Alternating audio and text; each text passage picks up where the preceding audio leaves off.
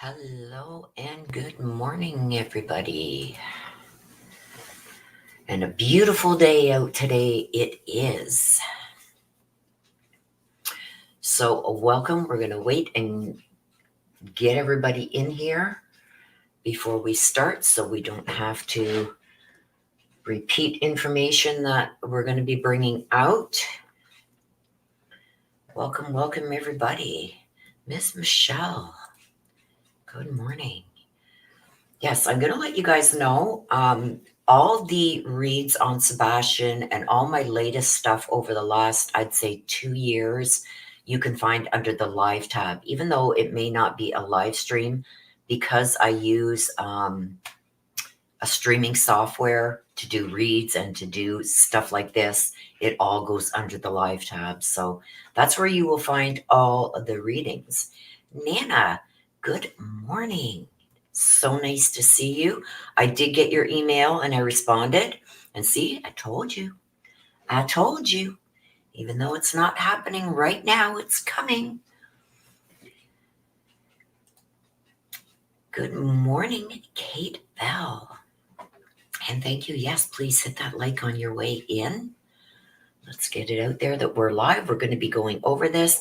I wasn't going to get into this, you guys. I've been staying a little quiet on a lot of things, but it's just starting to irritate me.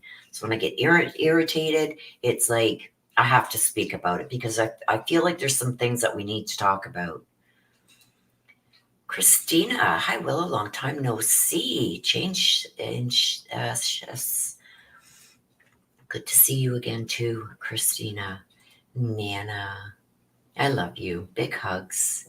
Cat H, hello, and welcome. Thank you for being here, especially my mods. I think we may need you guys this morning. So we're going to get into this, you guys. There's a lot going on right now. The FBI's put out a reward. Another YouTube creator put out a reward. Dog the Bounty Hunter has added to the reward. The reward is now at $100,000. A lot of people jumping on board with this. Yes, I got what you were saying, Christina. I make so many spelling errors and this autocorrect and everything. I generally look between the lines and can generally figure it out. So thank you for that. Sandra Lee, hello and good morning. Is audio skipping? I don't think so.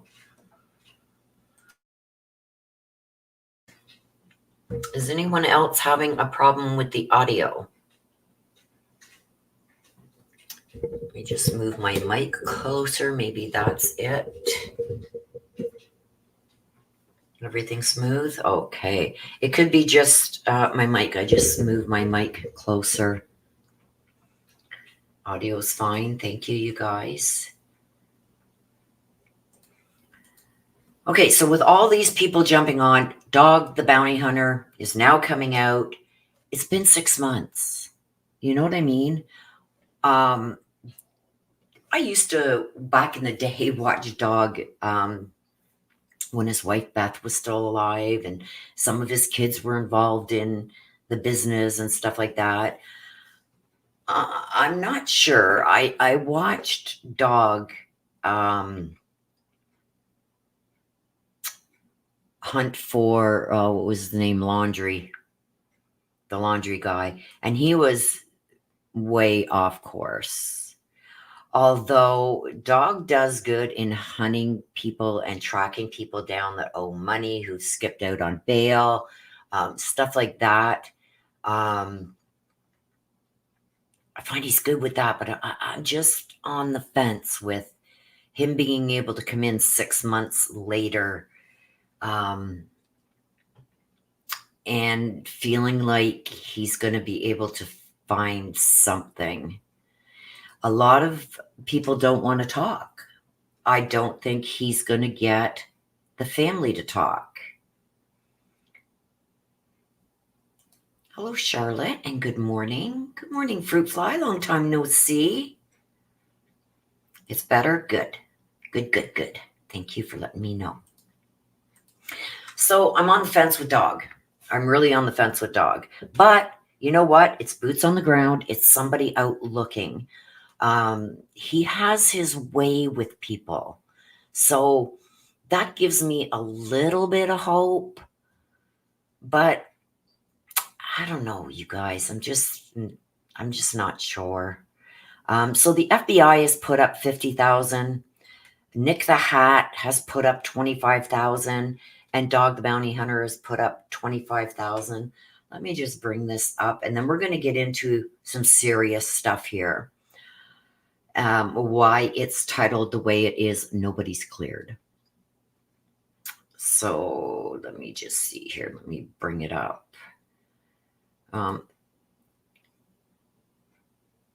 Okay, why is this not doing what I want it to do? Hang on a sec, you guys. Let me just change the way I'm sharing this. Entire screen, I guess. Screen to share. So hopefully now I'll be able to just pop these up as I need them. Okay, there we go. So this is Nick the Hat. He worked a lot on the Cavalcante when that guy escaped from jail and stuff like that.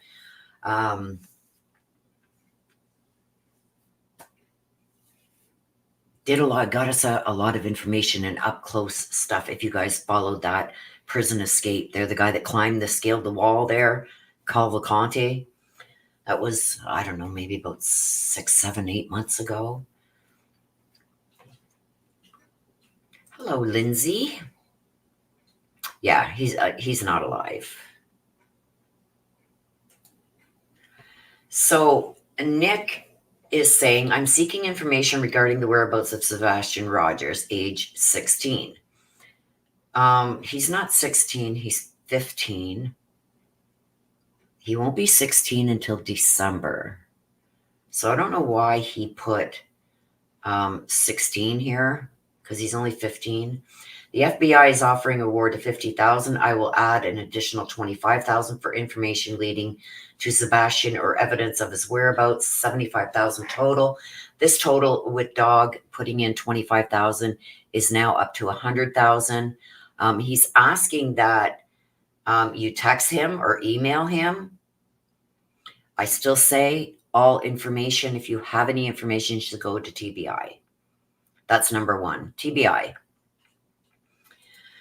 So then let me show you this one.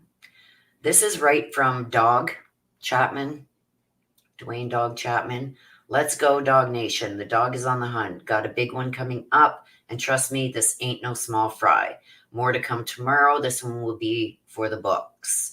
Now, and he's got the picture. And this is right from Dog's Twitter account, X, whatever you want to call it. And he's got a picture of Sebastian. This photo has become so familiar to all of us. So that's what Dog has put out. I've also got this here, Dog the Bounty Hunter, Dwayne Dog Chapman joins the search for Sebastian Rogers, raising the reward for info to $100,000. Hello, Sybil, and welcome. So we're just going to go through this first, and then we're going to get into the meat and potatoes of this, okay? Celebrity bounty hunter Dwayne Chapman, also known as Dog, is joining the search for Sebastian Rogers in Sumner County teen who went missing more than 6 months ago. And this is where I think the problem is going to lie. Dog's used to getting on someone as soon as they jump bail or something like that. I'm not hopeful.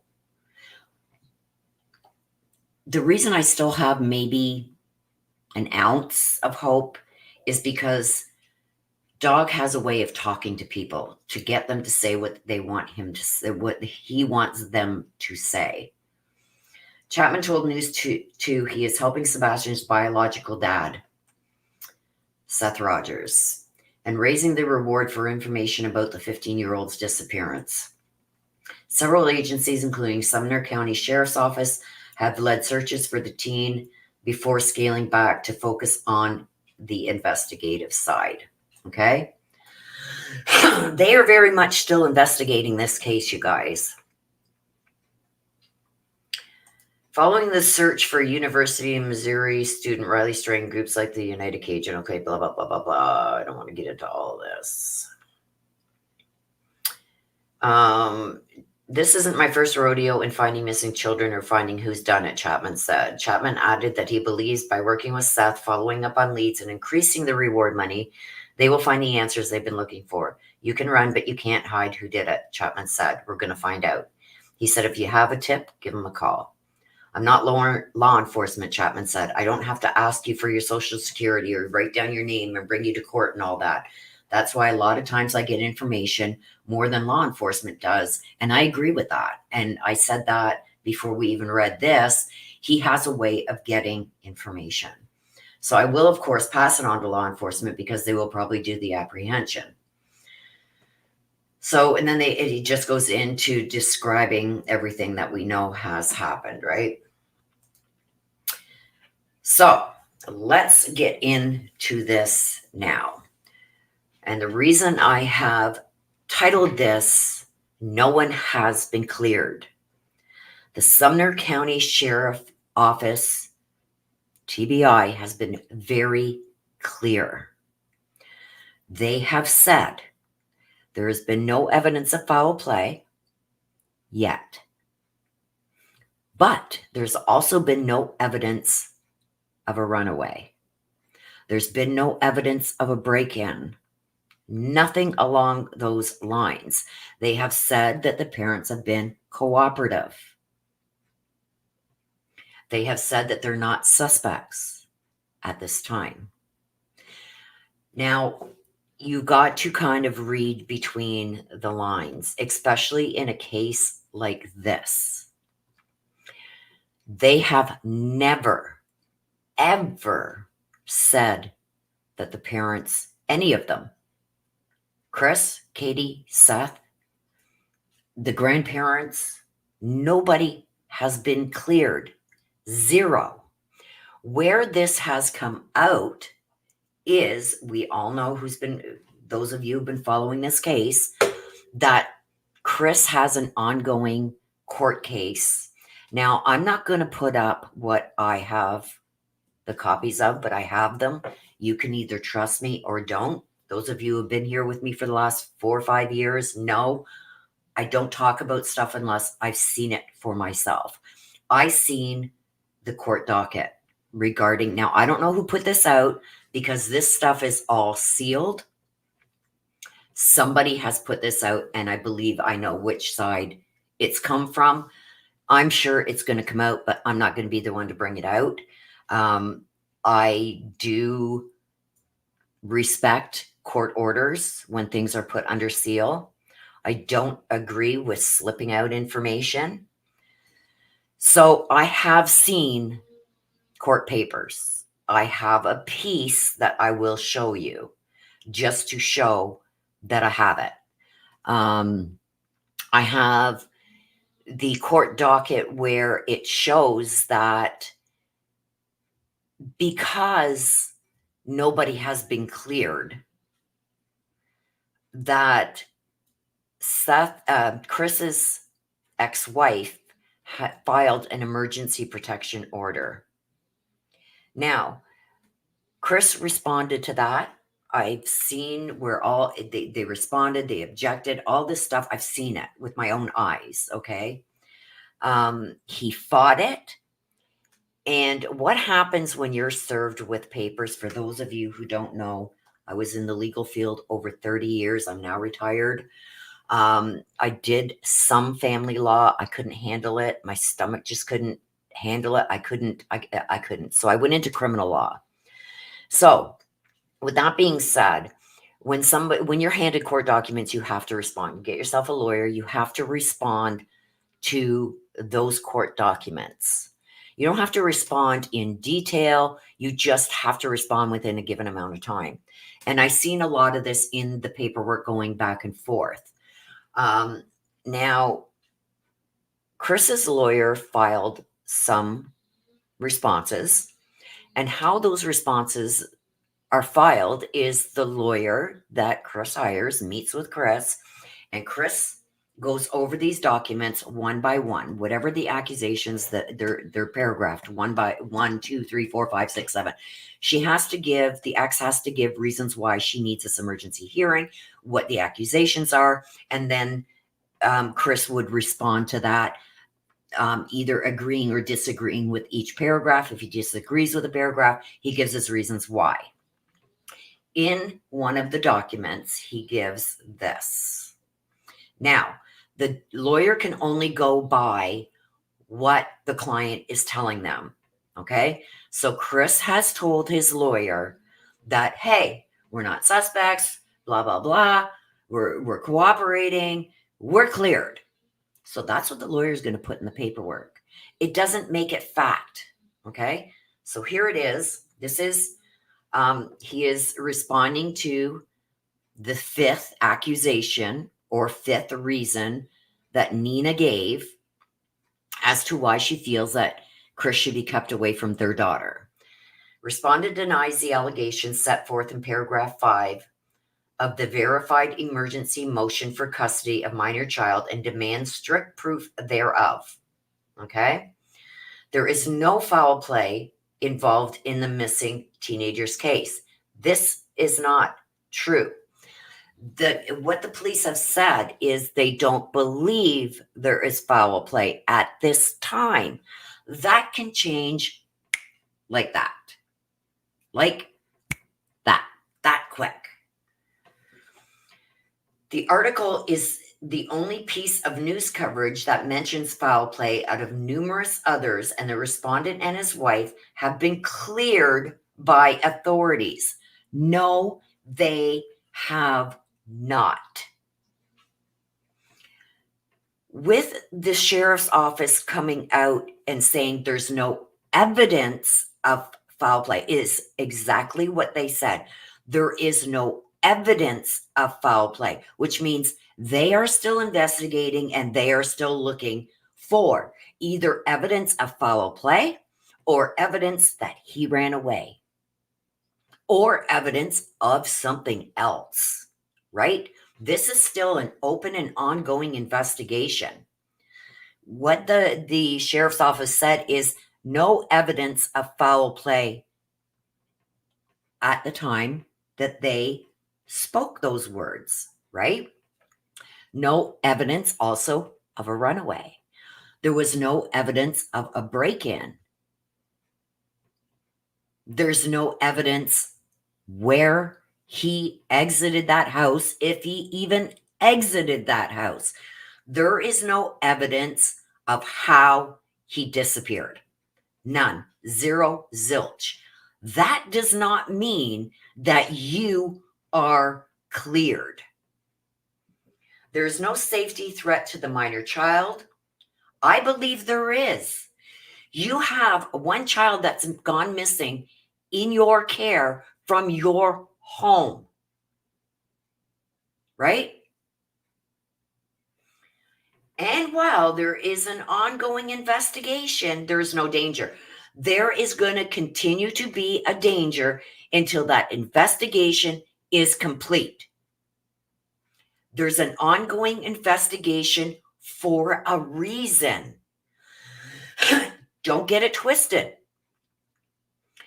The police can say whatever they choose to say.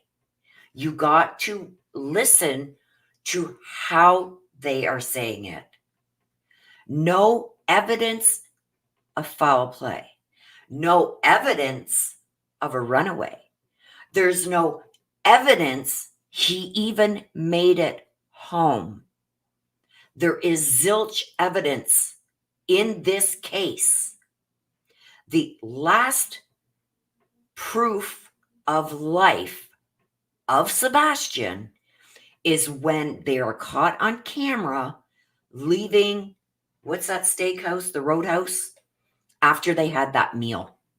That is the only evidence right now that they have that at I forget what time they were saying, it was around 6 p.m. on the 25th. That is the last proof of life. There is no proof that he even made it home, except for Katie's words. Okay? That is why there is an ongoing investigation. I'm not going to, how do these young YouTubers say it, sensationalize anything here. I'm going to give you the facts, raw. Never mind the noise that's being created. Never mind all these things that people are putting in there to sensationalize this. It's sensational enough. The last proof of life, let's keep this in mind. The last proof of life is when he left that Texas Roadhouse after eating. He's seen by a waitress and they're caught on camera leaving. After that, there is zilch, zero, nothing. And if you have proof, show it to me. That there's proof of life of Sebastian after that. There's a grainy thing that says that here's Sebastian taking out the garbage. Nobody, no law enforcement says that is him, if that video is even true, because the police haven't said it. There's others that have said it. It's so grainy, and ironically, there's a light out above the garage that would have lit up that area, so a camera would have picked up better who that was taking out the garbage if that happened that night. Could it have been Katie? Look what happened in the laundry case. They mistake the mother for Brian. It happens, especially at night, grainy. And ironically, the light above the garage that's on 24/7 is not on that night. And ironically, the bulb is not even in there. I know myself, when a light burns out, the bulb stays there until I go to put a new bulb in. Right? So, little fact there. Out of all the nights that light is always on, it's not on. The other thing there's so much speculation. It's a garbage truck. It's flashlights. It's this. It's that. There's videos out there. Nothing is proof yet. Nothing. Nothing. The last proof of life we have is him leaving that Texas Roadhouse. There's no proof they came home. There's no proof that Sebastian, if there is video footage that maybe the police have of the car coming home, she pulled in the garage. Why would you pull in the garage when you usually park outside? But she pulls in the garage. There's no proof that Sebastian's in that car. They can, and I'm talking about proof. Proof. Somebody said, oh yeah, I seen him drive down the street and go to the house. And Sebastian, I seen with my eyes in that car. There's nothing. There's nobody that can vouch for that except Katie. Okay? So let's get that out of the way with what's been said. Now, if the FBI, the sheriff, whatever, didn't think there was foul play, that something wasn't seriously wrong, if they thought he just ran away, why are they putting a reward, a $50,000 reward leading to information? Which brings up a good point. Let's go over this. Okay? Because I've got another picture here to show you. Let's say he ran away. Let's look at the facts of that. Okay? The mother has said that he had no shoes on. Somebody is not going to run away without shoes on. Zero chance. Zero. He took nothing with him. When somebody runs away, they're going to take a few things with them that they need to get them by for at least a few days till they can figure out what they're going to do. if they have no plan. They're going to take things with them. He took nothing. He took nothing but, and she's led you to believe it's a flashlight. You want to see what he took? Here we go. This is what he took. You see this? This is what he took. A keychain flashlight. It's not one of these big, huge flashlights that, you use when you go out at night or camping or what. No, it's this. A keychain flashlight. Okay? Next, this is a 15-year-old autistic boy. Give me just 1 second. I got somebody coming to the door. Hang on.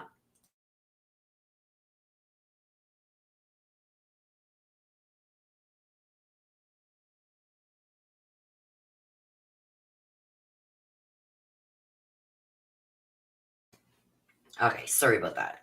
Sybil, thank you. Yes, I've heard that too, Ms. Michelle. Good morning, Brandy. Good morning, everybody coming in.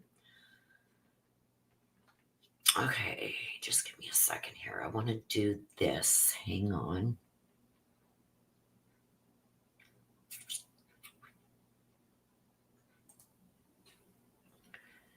Just let me do this first for a minute. I want to do this for you guys. Appreciation for you guys.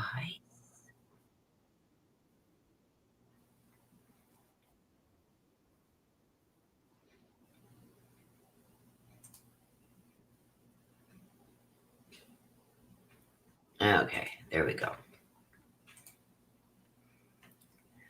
So congratulations to those who have gotten free memberships. Fancy Nancy, Lisa Biss, Jeff H, Gail M, and Norma. Congratulations on your free memberships. Okay, so this is what he took. Okay. Now, another thing, the police haven't listed him as a runaway. He's not listed as a runaway. He's listed on a most wanted list, which is odd, on the FBI most wanted list. He's listed there. Another thing is there has not been one sighting. No one. Zilch. None. Nada. Not one friend. Not one adult. Not nothing. Not one sighting of him. Not one. Now, you think of a 15-year-old kid, especially a 15-year-old autistic kid, doesn't have a lot of experience out in the world. Katie made it quite clear that, he wasn't one to go places by himself. Okay. Which is another red flag for me. He didn't go down to a friend's house. He didn't go and hey, Mom, I'm jumping on the bus and going to hang out at the mall. Hey, I'm not going jumping, or jumping on my bike or walking down the street to go and visit my friends over by the school. He's 15. There was none of that because of some issues that he had. He was autistic. He didn't like being out alone, stuff like that. Why would he run away? Scary in the middle of the night with no shoes. He always wore shoes because of that ant pile he had stepped on. He didn't wear shoes when he left, and he left in the middle of the night by himself to go where? With nothing except for this, what you see on the screen. It makes zero sense. Zero. There was a comment that was made that, if he would have went out his bedroom window, we would have heard him. But you want us to believe he went out the front door, 2 doors. There's the main door and there's a screen door, and you heard nothing, which is closer to your room than his bedroom window would be. But you would hear him going out the bedroom window? Just doesn't make any sense. Too many inconsistencies. But In order for him to leave, he would have on his own, of his own free will, he would have needed somebody to help him. He left with nothing, apparently not even shoes, with a little flashlight like this. And it's crazy to me too that when the police asked Katie, is there anything missing? The only thing she could come up with is this little handheld flashlight. Like, what? What? If you're in a frenzy like that, your kid's gone, you're freaking out, would you really notice something like this gone? I'd be looking for a backpack, for his switch, for his phone, for clothes that's missing, his favorite things that are missing.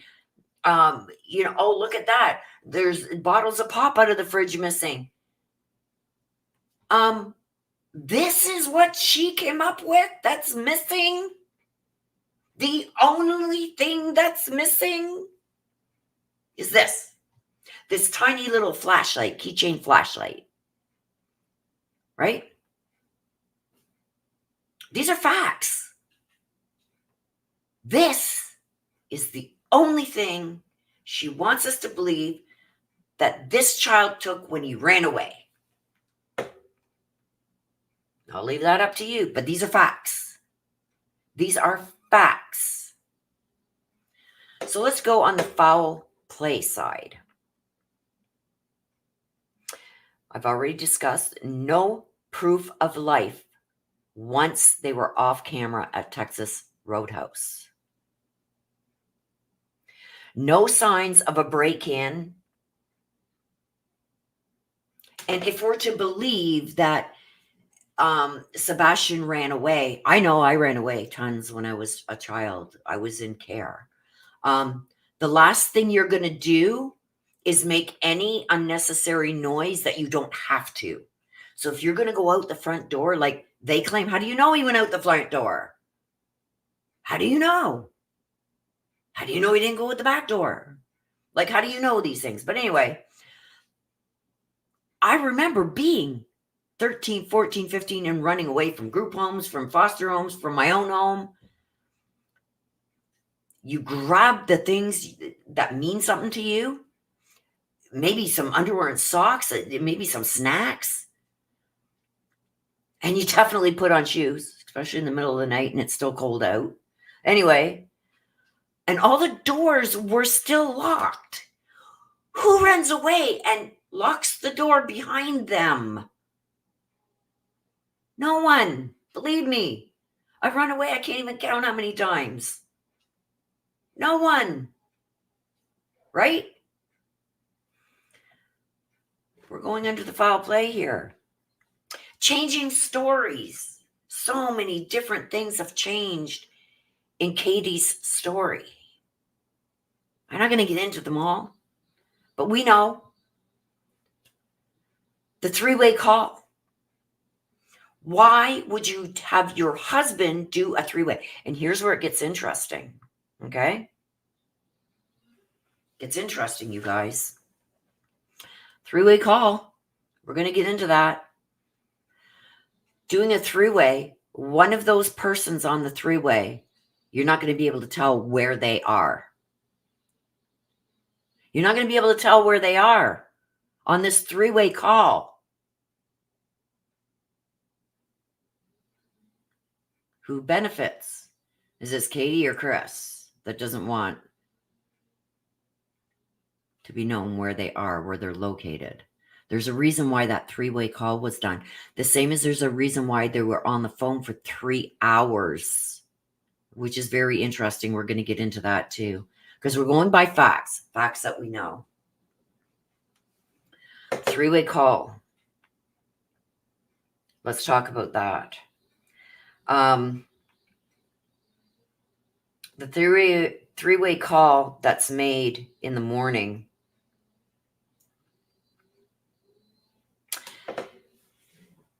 Katie's on the phone.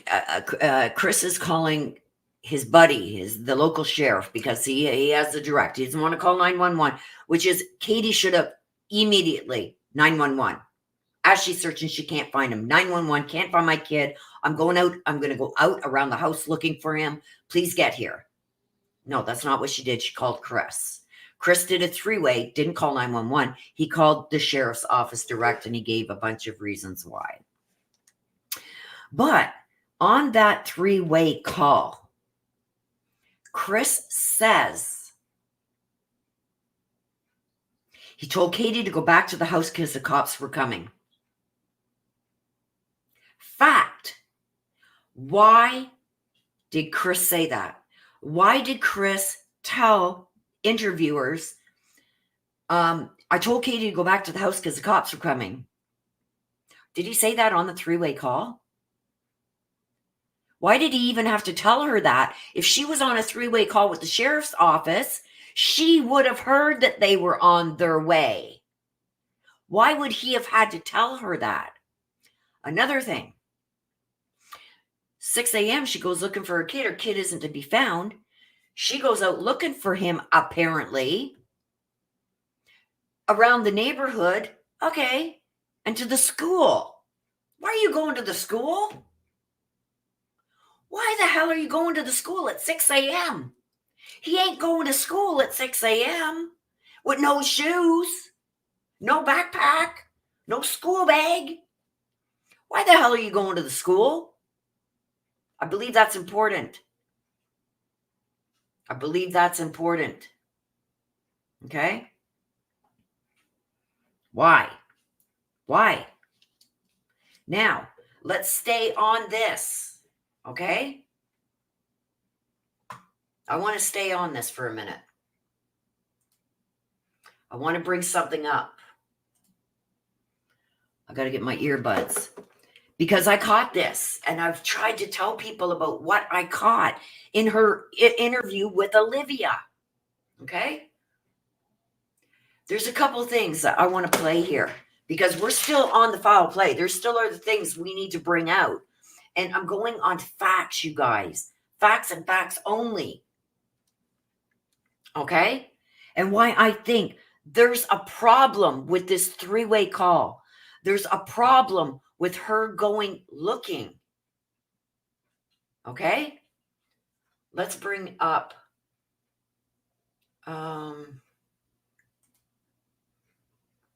make this big.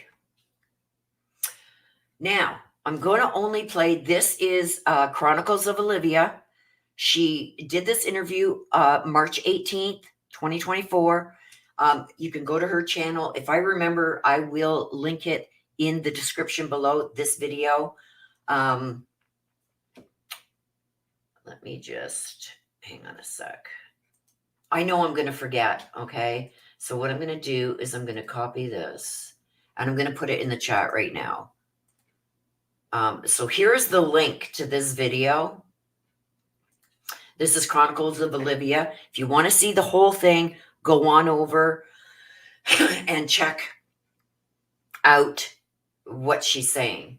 Now, I'm going to play probably just about 4 minutes of this, because it's around the 4-minute mark that she slips. But there's interesting stuff here that she's saying that, let's just play it. And I'm going to do some commentary. And I'm going to play 4 minutes of this clip.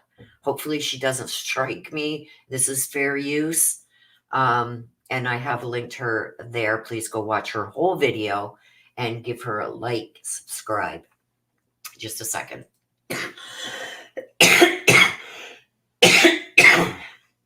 Sorry, I thought I muted there, you guys. I got one hell of a cold, so I'm very sorry for that. Okay, so let's play this.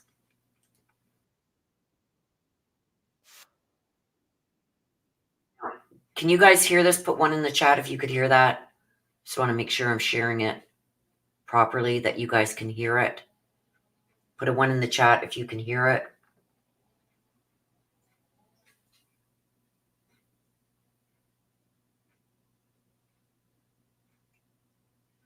Hello, people. One in the chat, please, if you can hear the video.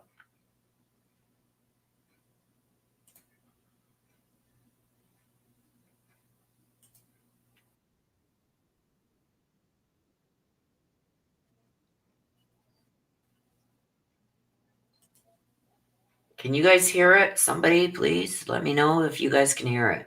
You can't hear it. Okay. Okay, let me go back.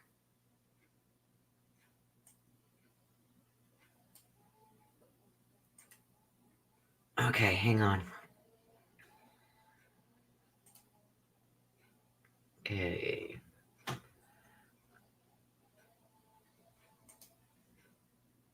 Give me a second. I figured that would be a problem. Here we go. Okay, let me start it again and let me know if you guys can hear it as quickly as you can, please, so we can get on with this. Day. Sunday, the day before he went missing. Okay, can you hear it now?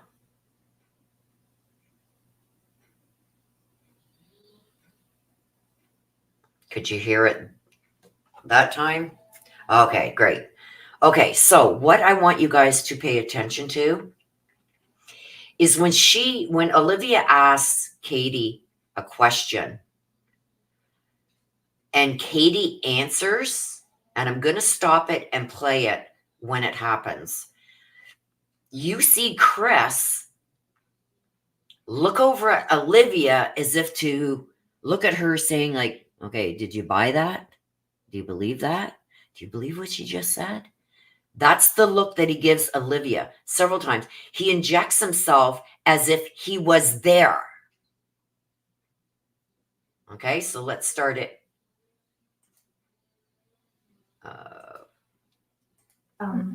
Sunday, the day before he went missing. And she gives way too much information. Way too much information. Olivia asked her, like, what happened, like, the day before, whatever. Way too much information, minute stuff that doesn't matter. Look at, we went here, we went here, we went here, we went here. Well, this and that. She puts a little bit too much information in there.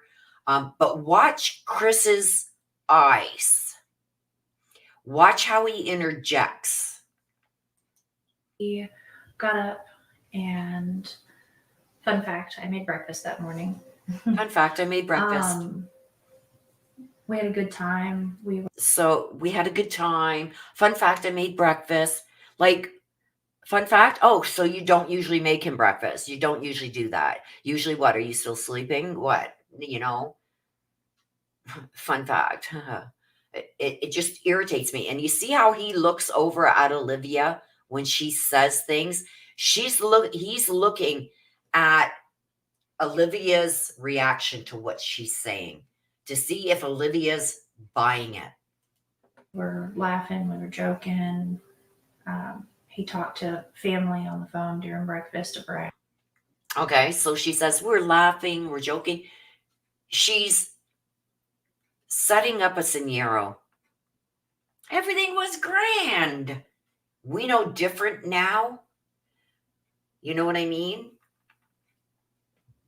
She's trying to set the narrative. We were a happy family. Everything was kosher. Everything was great. But watch Chris when she says certain things. He looks at Olivia as if to say, do you believe that? I hope you believe that.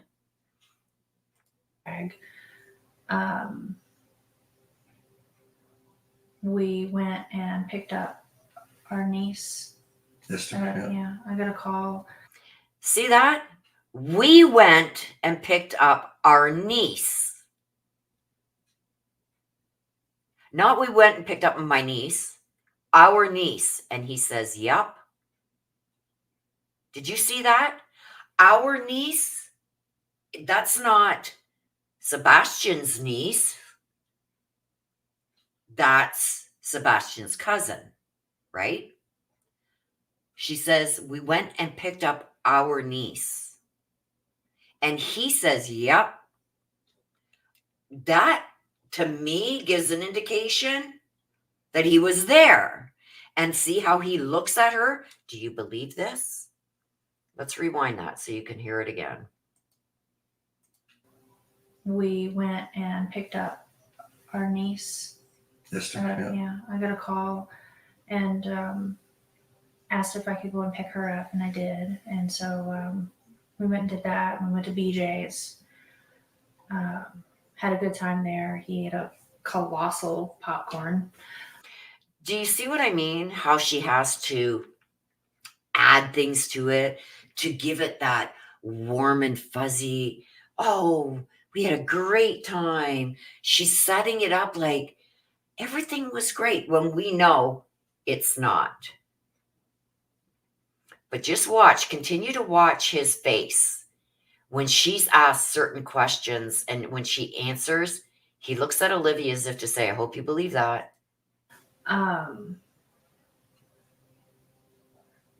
home to put groceries away because we bought snacks because, he's 15 and snack. See what I mean? Because we bought snacks. It's like, look at how good I am to him. Look at how happy he is. Look at what we were doing. Everything was grand. Too much. And see Chris looking down like, oh, God, stop it. Huh?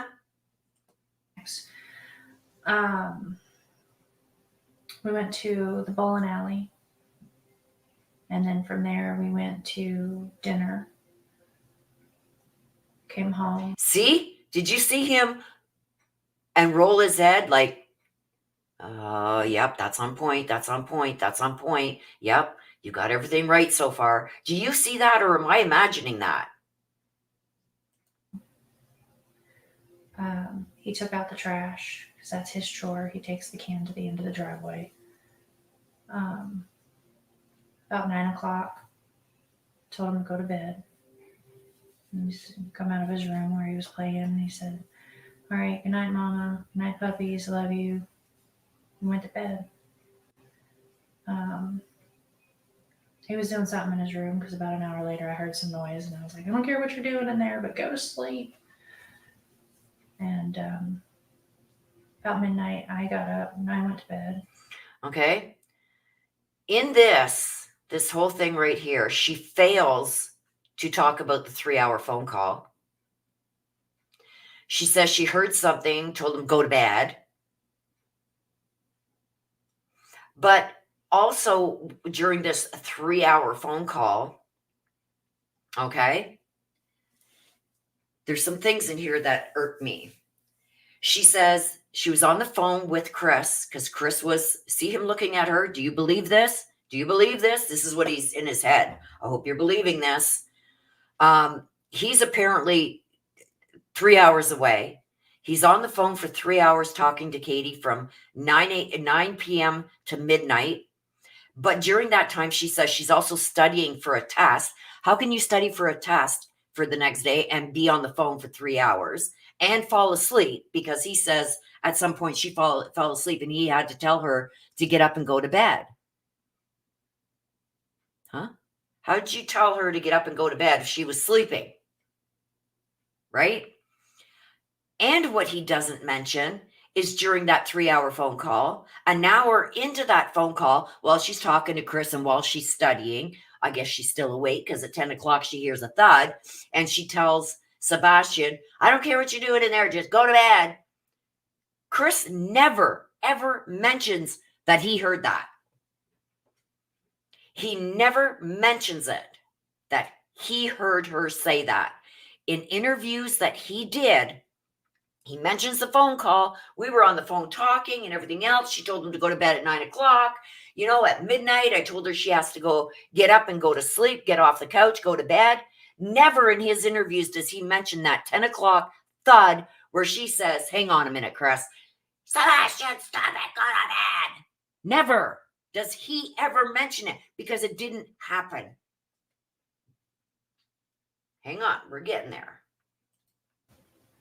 And 6 o'clock, I went to wake him up for school Monday morning.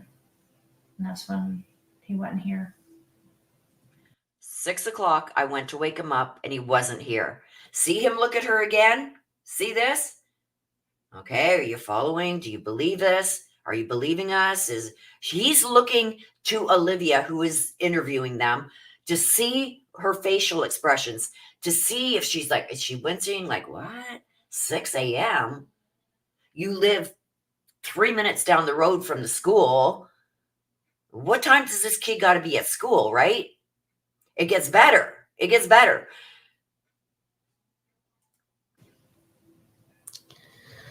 What was going through your mind at that point? Like, what were the feelings that you were feeling? To censor myself. Holy freaking crap, this can't be happening. Where is my kid? Choice words were used. Like, you know, where the F is he, you know.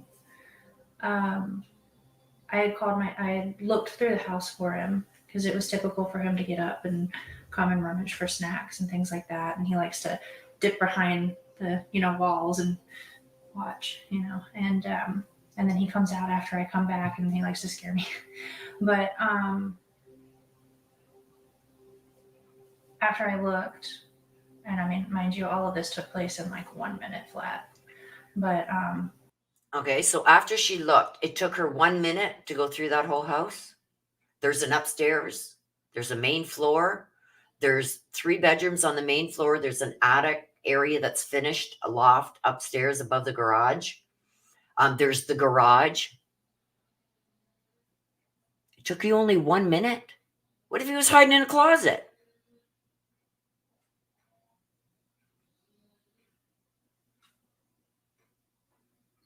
Right?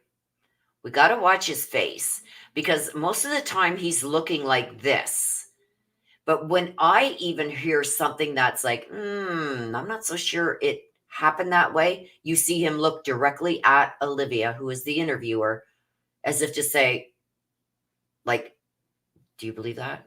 Like, he's checking out her facial expressions to see if she believes what was just said. It happens a lot. Now, there's a slip up coming. I'm going to let it play and let me see. Crank up your volume, you guys. This is cranked all the way. I want to see if you guys catch it. You're very welcome. You're very welcome. Okay, let's go. Let's see if you guys catch this. I didn't see him in his room. I looked all over. I ran through the whole house. I looked out all the doors and windows, and I was like hollering his name. And I picked up the phone and I called my husband, and I said, she looked out all the doors and windows and called his name. Looked through the whole house. I can't find him. And he said, what do you mean? I said, he's not in this effing house. I can't find our son. And I jumped in my car and I drove around the neighborhood and I drove over by the school, and he's already like at this. Okay. Does anybody catch it? Did anybody catch it? I'm going to wait and chat. I was sipping my coffee while we wait. Did you catch it?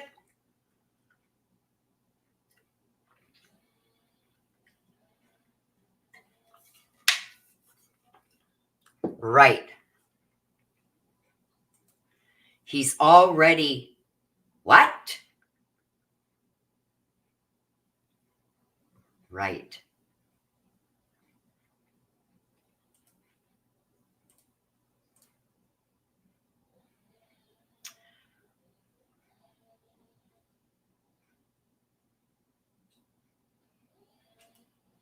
Okay, I don't know why my screen just went blank here. Point, I was like hysterical.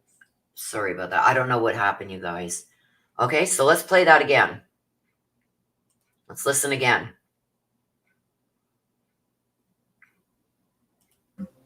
I jumped in my car and I drove around the neighborhood and I drove over by the school, and he's already at this point I was like hysterical and I was crying, I was screaming. There it is right there. Right. One more time. One more time. Watch. One more time. It's like three-wayed. He three-wayed. Whoops. I said, he's not in this effing house. I can't find our son. And I jumped in my car and I drove around the neighborhood, and I drove over by the school, and he's already like, at this point I was like hysterical, and I was crying, I was screaming, and See the cough? Like, oh, you messed up. You messed up. Miss Michelle says, I think she was going to say he was already on the phone with the police. No, I think she was going to say he was already gone.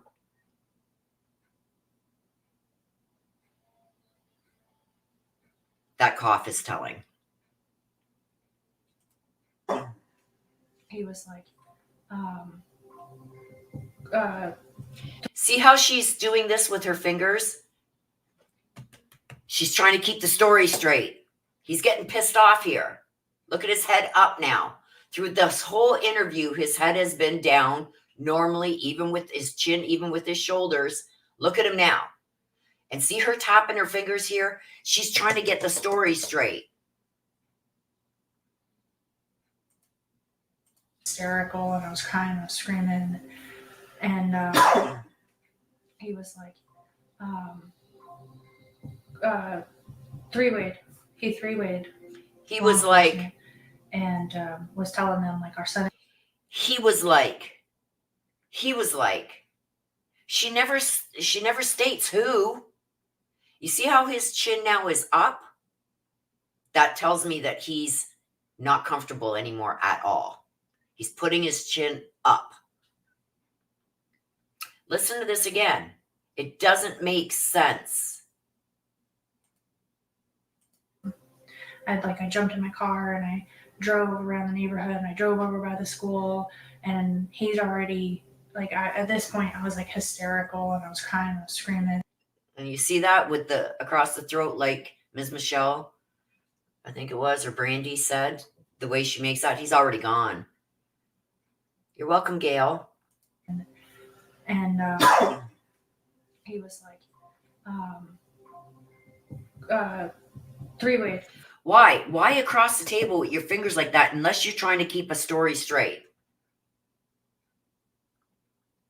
Okay? He three-wayed law enforcement and was telling them like, our son is missing and we don't know what's going on. And he was like, go back to the house, they're on their way. And I ran back.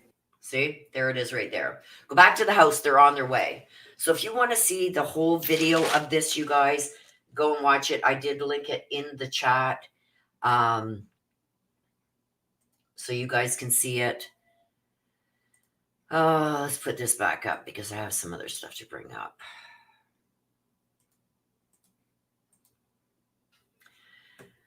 So with that, it's like, why does he have to tell her to go back to the house because the cops are on the way? If she was on the three-way, she would have heard them say, okay, we're on our way. We're sending cops now. She would have heard that herself. There's just so much inconsistencies, okay?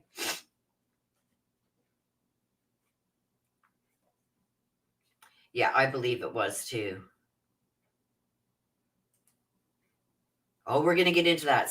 See something, say something. We're getting into that. Okay. I don't believe any of them are innocent in this. Okay. So we already went over where Chris had said in his paperwork here. Okay, why is that not showing? Oh my gosh, you guys, hang on and give me a second.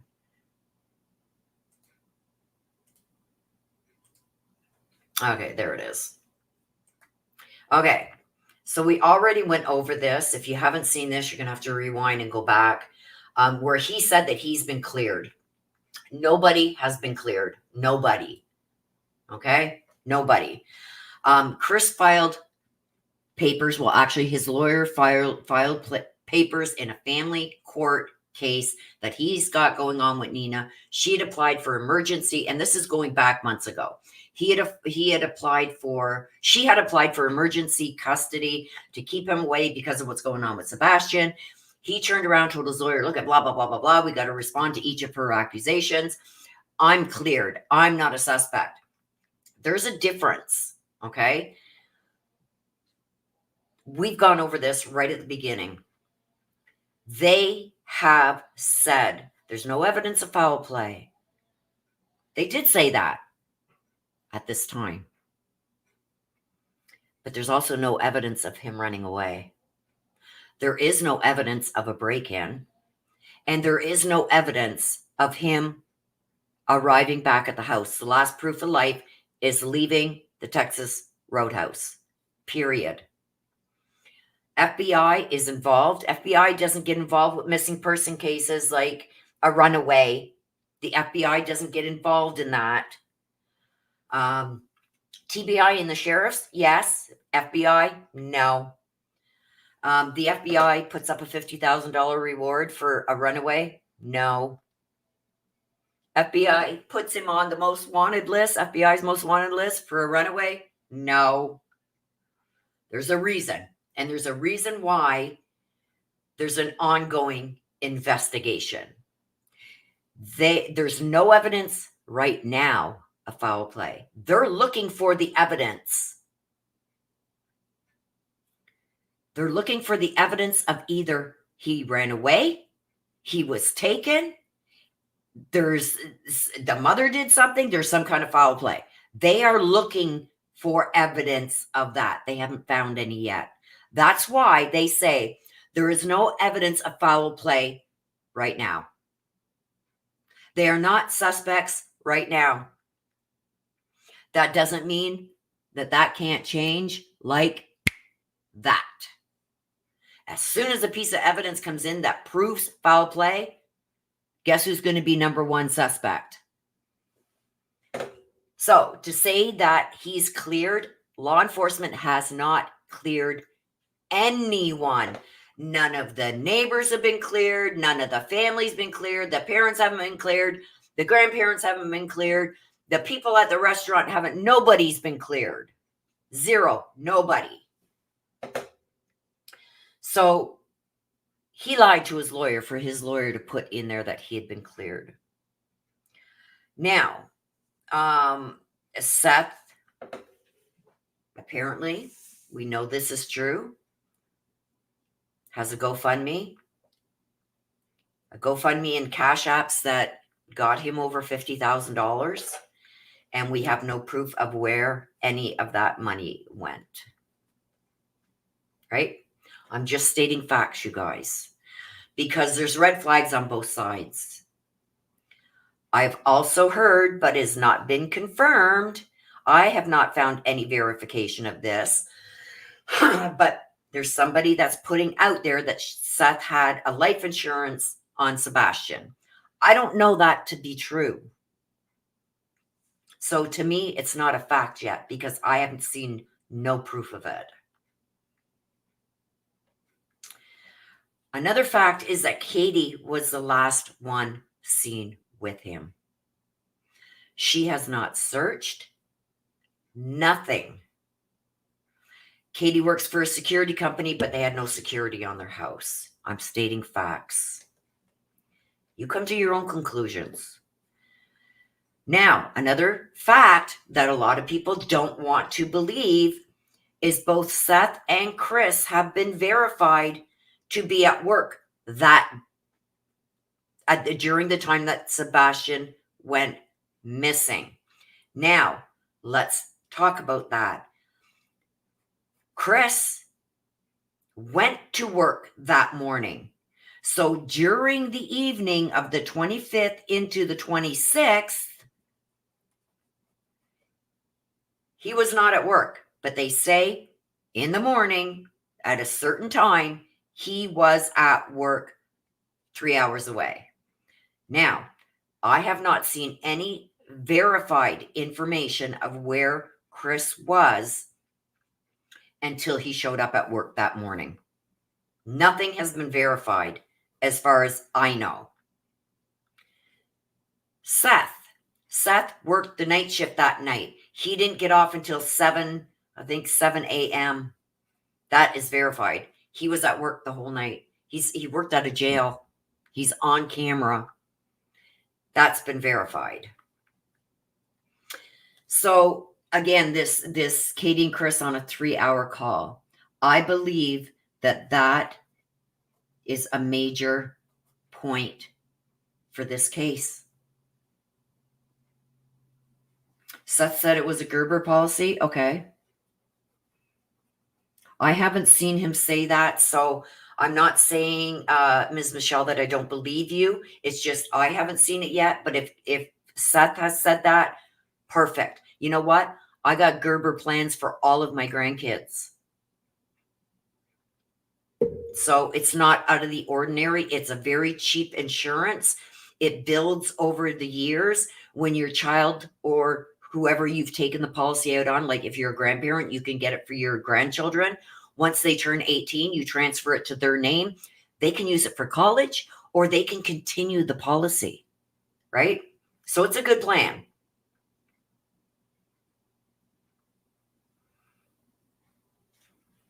Okay, so Brandy says that there's a couple people that I guess that have seen that. I just haven't seen it, you guys. So I'm taking you guys' word. But I'm just saying that I'm not going to say I have verified it because I haven't seen it yet. But do I believe it's true? If I'm seeing a lot of people say they've heard Seth say it, then personally I do, but I'm not going to say I verified it. Chris and Katie on that 3-hour phone call. She says, oh, they talked for 3 hours, but she was studying for a test she had the next day or an exam. I told you the problems that I had with that 3-hour call. Why didn't Chris in any of his interviews ever state that 10 p.m. thud and Katie saying go to bed? He's never said it. Never. Oh, yeah, we were talking and just chit-chatting about things and talking about plans and this and that. And she started falling asleep at midnight. Well, I guess you're boring. But anyway, she fell asleep or started to fall asleep and I told her to go to bed. That's what he says in his interviews. He never once mentions hearing Katie say, Sebastian, what are you doing in there? Go to bed. Never. So I think 10 p.m. is another red flag. I also think that whole 3-hour call is weird. Is really weird. Really weird. So what else do we got here? I've written a bunch of stuff down, you guys. Let's see what you guys are saying. See something, say something, says, but I do feel like this case could be money ploy for all involved. I just get a vibe he's alive and well, just hidden. Something about the parents' emotions don't feel genuine or accurate for situation. I agree. Bernadette says, was there an exam the next day? They should check it out to see if it's a lie. I don't know. I've never heard nothing more about that, Bernadette. So that's a good point.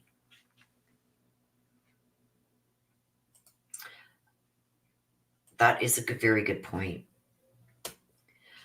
Okay, so another fact. Okay. There is some investigator, and it's not JLR, okay, but there's some investigator. He's got me blocked, so I get info from all my subscribers. They send me all this stuff that this person is saying because he blocked me because I disagreed with him on several things in a case from before. Anyway, but this person, this 2 letters investigates, says that a couple of weeks prior to Sebastian going missing, that Seth apparently smacked him around or beat him up or assaulted him or whatever, just 2 weeks prior to Sebastian going missing. But when people grilled him on that, they said, show us the proof. He couldn't. He said that, oh, the records are on hold. You're not able to retrieve these records. Then how did you get them from this so-called source? How did your source get these records if there's a hold on the records and nobody can retrieve the documents? Right? So I'm not really believing this at this point, because also, fun fact, Katie, Katie said in her interviews that Seth was a good father, right? And if he had assaults like that on his child, he wouldn't be able to work at the jail. He wouldn't have, you have to be cleared to work in any kind of law enforcement. That includes jail, security guards, stuff like that.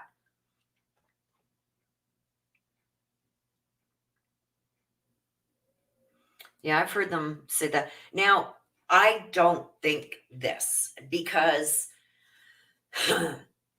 I think that it would have been given up quickly. If this was a ruse to try and get like GoFundMe's, Chris at the beginning said, do not do a GoFundMe, right? So I don't think it's that, you guys. I don't think that Katie, Chris, or Seth would do this for some kind of, I don't know. I don't think that they've just got him hidden somewhere and trying to get money out of this. I don't think so at all. Those are serious charges. And I think that it would have been given up by now if that was the case.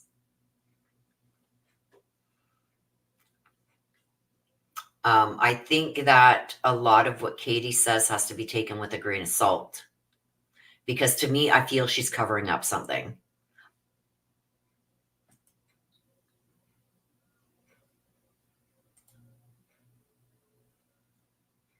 Yeah, I think that 3-hour phone call is something. And then in the morning, I get up and it takes me 1 minute. That house is not a small house. To look through every room, the garage, and look out all the windows, 1 minute.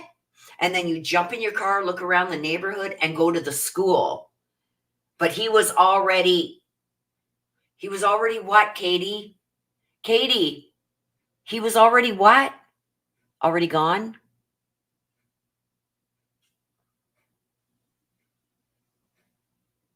You don't want to know what I think.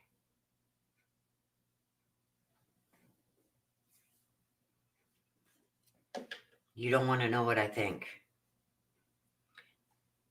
If you want to know what I think, I'll tell you. And that, what she just said there, I went all around looking, but he was already, oh, what's that? Already what? I believe he was already gone. And I don't mean he ran somewhere. I think gone from the physical world. I think she did something to punish him and he ended up passing away. And I think she left him somewhere, did something, left him somewhere. I'll be back to get you. This is your punishment. And when she went back, he was already gone.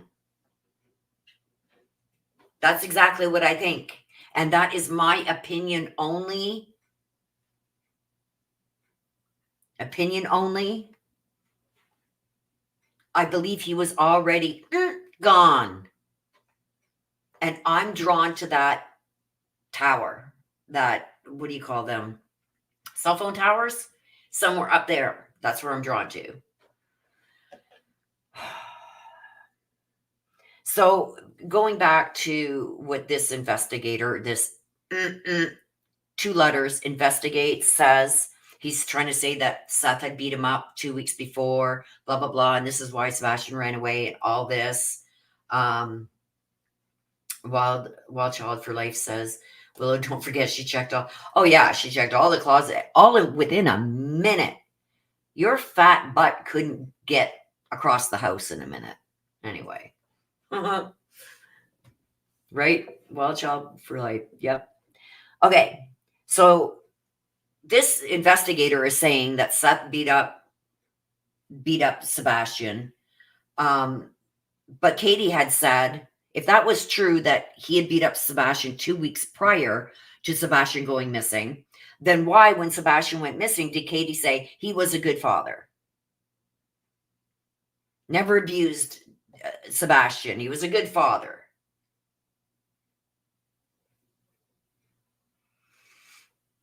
Right? There's been no charges that have been shown for proof of this. And Seth, I don't think he's even said anything about this yet. I don't know if he even knows that this person is saying this. And when this investigator, like, there was a lot of people jumping on him, like, prove it, prove it, prove it. Well, I can't get a hold of the records. So you can't show us proof that this is what Seth did. And Katie would have every reason when she's being interviewed to say, oh, well, by the way, 2 weeks ago, Seth beat up his son, if it was true. But no, she said Seth was a good father. Doesn't make sense. I think there's a lot of people out here trying to say there's things there that aren't, right? Again, you guys, this irks me. This is not the exact, but this is a flashlight, keychain flashlight.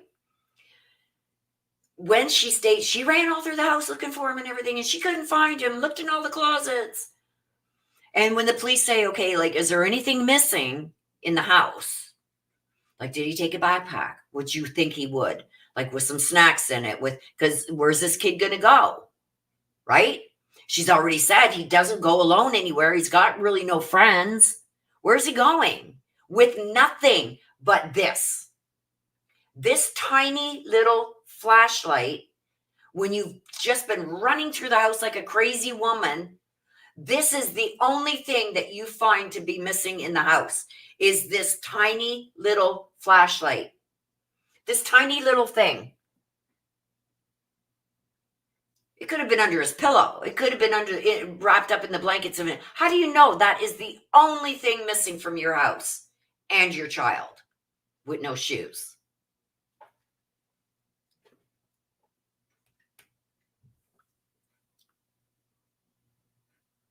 Brandy, I agree. Like, I don't know why people even listen to that guy, but it's like,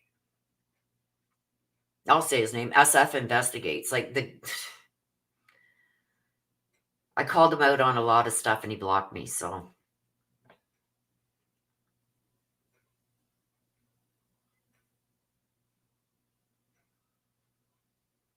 But he was at work. He was at work. Seth, it's been verified that Seth was at work at the jail.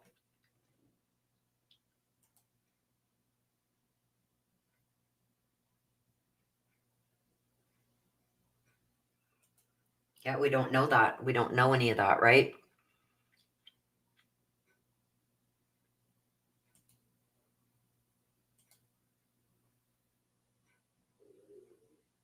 I'm not so sure. But there's no sign of a break-in.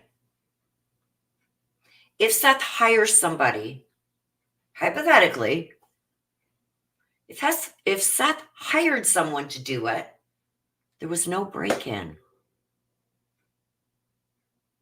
There was no break-in.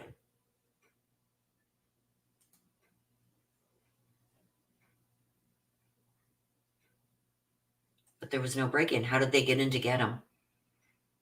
I'm sure Sebastian would not have gone with a stranger willingly. There would have been yelling, screaming, would have woke her up. There would have been some kind of prying on a window or broken in door or something to get him. Like,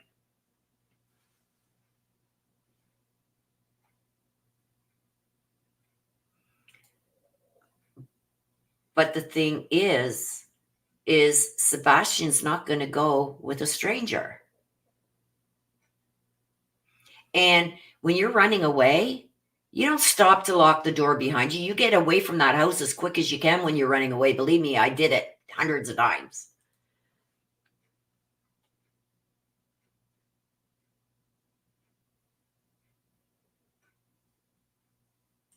Yeah, I'm not putting that out there because I've never heard that and it's not verifiable. So I don't remember that being said somewhere,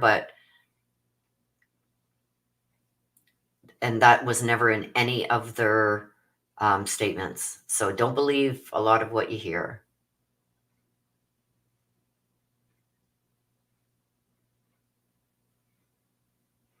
That's another thing that people are putting out there that we don't know is true. Yeah, see something, say something. I gotcha. I gotcha.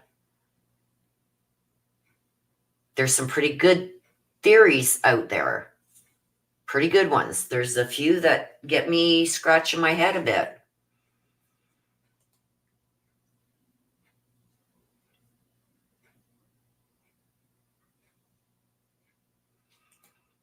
I don't have an opinion on it, Ms. Michelle, because I don't know what it is. I feel I couldn't give an objective view on it because it's so grainy. And I haven't really gone over mapping and everything that close. I know, I don't believe it was a garbage truck, if that's what you're asking. What exactly it was, I have no idea.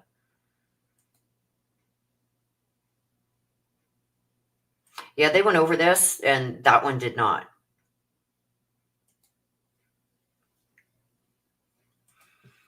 Brandy says, no break-in, no scent, no video, no evidence at all. That's evidence in itself. Thank you, Brandy. 100%.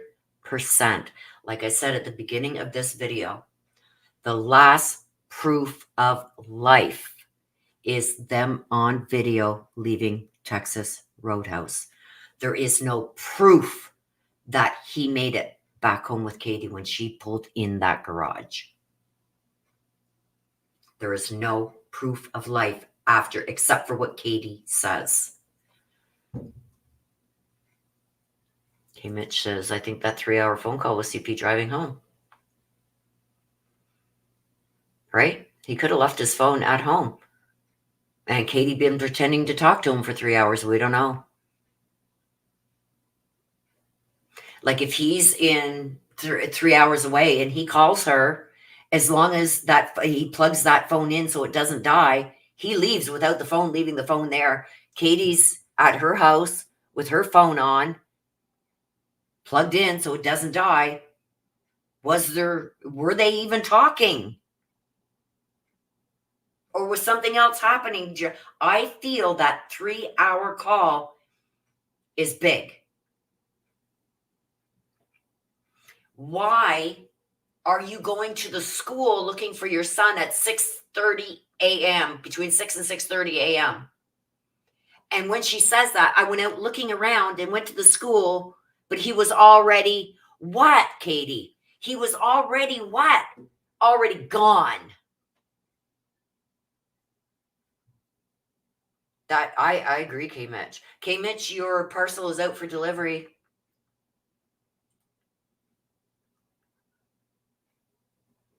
Yeah, at the landfill too.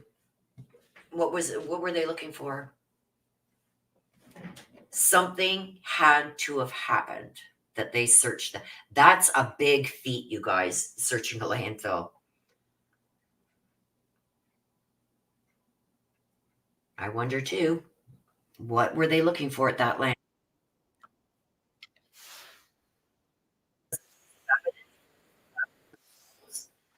She says the garbage was taken out by him. I don't believe that for a minute. Too coincidental that that light that's always on is not only not on that one night that Sebastian goes missing, but the bulb is also not there. Oh, look it, I got a burnt light. Let's take out that light bulb. We'll put another one in there. No, you leave it in there so no condensation and everything gets in there. You leave it there until you come with the new bulb. Take the old bulb out, put a new bulb in, right? They didn't do that. The bulb was gone too, but that light was on 24/7.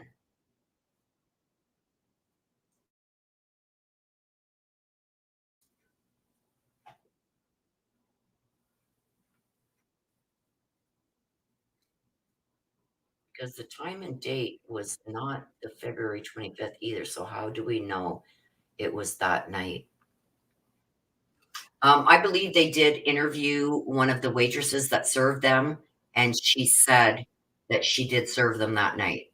Also, Seth seen the proof of life video of Katie and Sebastian leaving. Yeah, she works for a security company, but they got no security on their house. Hmm. But they do now. What?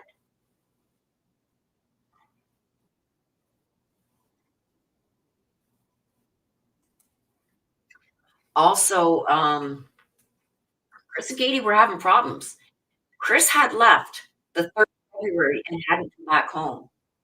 It came out in some of my reads that I think she was given an ultimatum because don't forget, Chris was trying to convince Katie to give Sebastian to Seth, and she wanted no part of it. I think he gave her an ultimatum. It's me or it's Sebastian. Take your pick.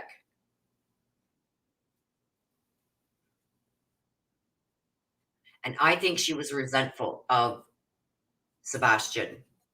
I think she felt Sebastian was the one that it was because of Sebastian that she had so much problems in her marriage.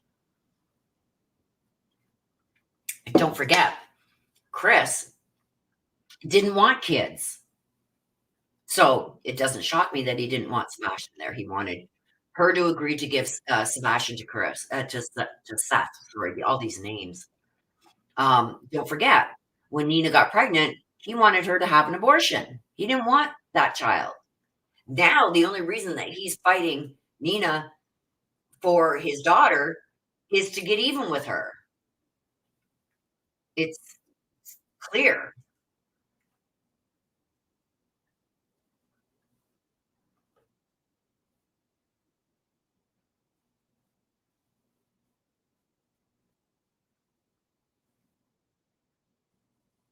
I haven't heard anything about a light video. The only light video I've heard about is it's supposed to be these flashlights out behind their house, and people are saying it's a garbage truck. It's this, it's that. Um, I haven't heard. Well, I heard Seth say it was a garbage truck. Oh, okay, Mitch. I think they searched the landfill for their security. Hmm, interesting. That could very well be.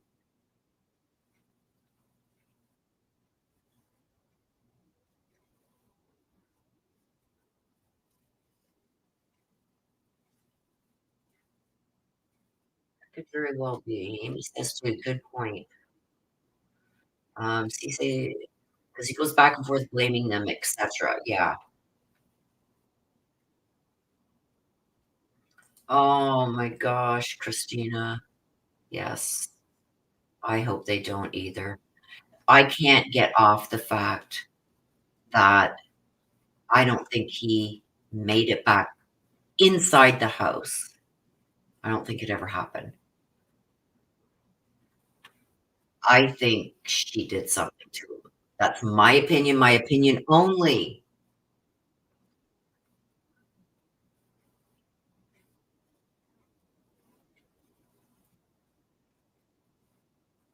Well, child for license. I think the landfill search was they were looking for cameras that were disposed of after finding out.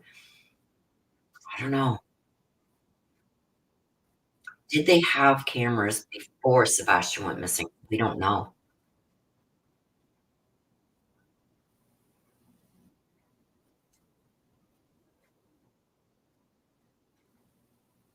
Yeah, I didn't really get into that because to me it was too grainy to prove anything, so I didn't even give it any time.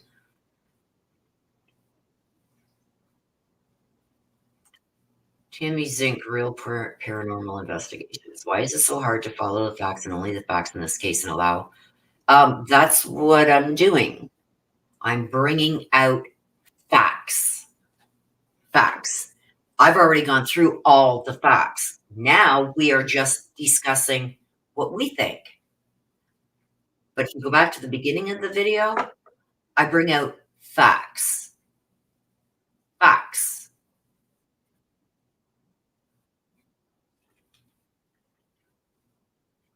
Facts are questionable things that have been said by the parents themselves.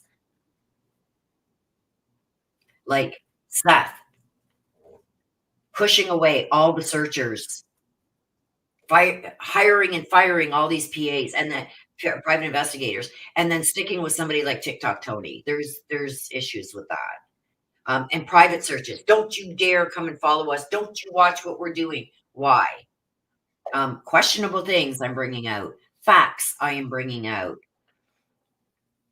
At first, Seth was saying, no, no, no, I know he's still alive. He's probably somewhere playing video games, blah, blah, blah. Now he's saying that they're doing these private searches. It's a recovery mission. Facts. Facts that there's no proof that has come out about a lot of things that are being said. Facts. So this SF Investigates is saying that Seth beat up Sebastian 2 weeks prior. That's not a fact, because if that was a fact, Katie would not have said during her interview that Seth was a good father if he had just beaten Sebastian 2 weeks prior to him going missing. Facts. Facts. He could not work for law enforcement if he had a history of child abuse. Fact. There's no proof of life after leaving Texas Roadhouse. Fact. No signs of a break-in. All the doors were still locked. Fact. Their stories changed. Fact. Three-way call. No indication as to where one of them are on a three-way call. Only one, whoever made the call, would show as to where they were. Fact. No one is cleared. Fact. Haven't been named suspects yet. Fact. If Sebastian ran away, he took nothing other than this flashlight that's on screen. Fact. Not one sighting of him. Not one. Since he's left. A 15-year-old child running away, there would be at least a sighting of him. Fact. There's none. Not one person. Fact. He would have needed help from somebody, or somebody took him. Fact. Somebody did something. He couldn't have done this on his own. Fact. Sumner County has said no evidence of foul play to date, but there's also no evidence of him running away. Facts.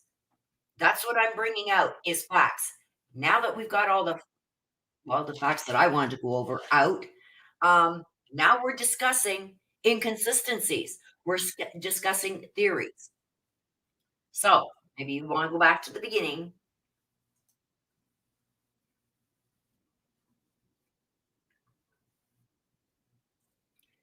See something, say something. My kid went messing with my ex. If I had one under such circumstances, I'd heading over there and freaking out on them, yelling, screaming, Sector, where's our child? What did you do? Yeah.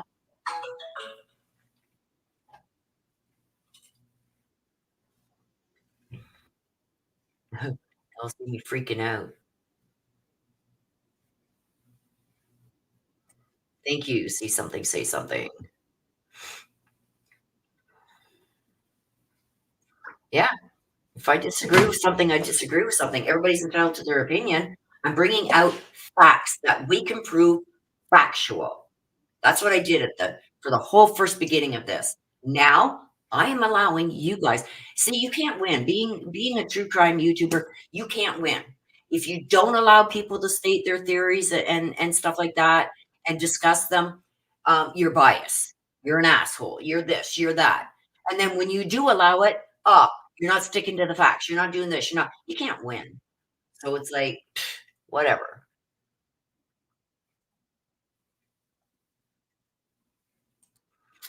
Trisha says, why do you think such a high reward from FBI for a missing person when others only get exactly?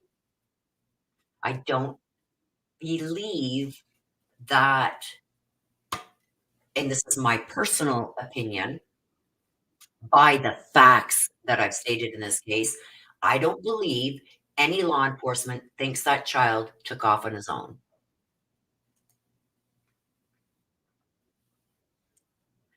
See something, see, I respect any creator who can be fair, consider what is being said, and stick to what has been reported from law enforcement correctly. She isn't stating theories as fact, like Mob Crew is asserting with his videos. Ooh, ouch. Wow, child. I love that name, by the way. Willow, early on, Chris Proudfoot said he had a camera on the fridge and snacks so he could control and watch how much. What? I didn't see that. Wow.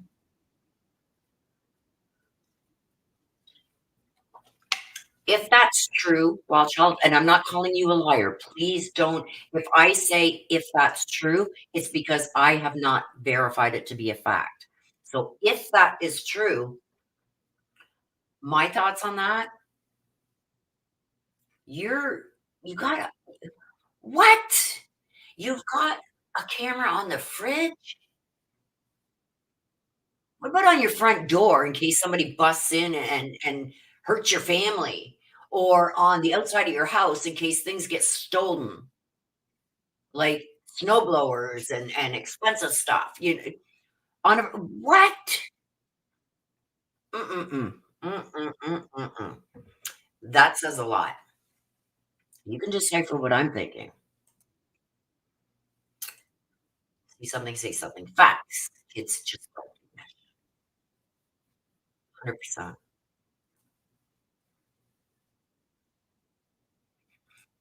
Law enforcement also said that they won't state he left without shoes either. Correct. Correct. But when I said this at the beginning, where is it here? Okay. If he ran away, if, big if, it was on the screen, that's the only thing he took. He took nothing else. Nothing else. Very hard to believe. And he left, as Katie stated, this is coming from his mother. Katie stated he didn't have shoes on. All his shoes are here. And the only thing, he didn't take his shoes, but he took this, a keychain flashlight. That's what he took. And you noticed something that small gone?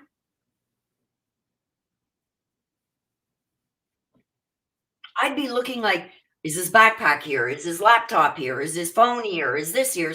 I wouldn't be looking for this tiny little flashlight, but that's the only thing she says he took.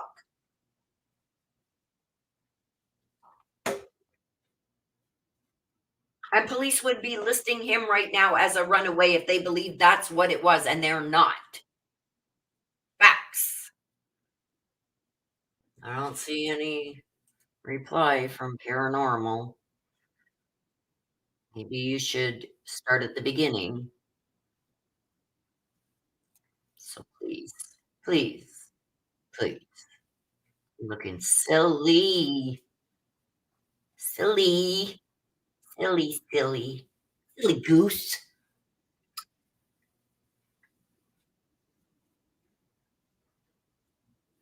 Might have something to do with the meds they are on. I only mentioned this because I heard it was a thing and want us to try not to judge that part if that is all autistic kids or something, but Sebastian sure was thin. Yeah. I have 2 boys, and believe me, ugh, they could eat 10 times their body weight, believe me.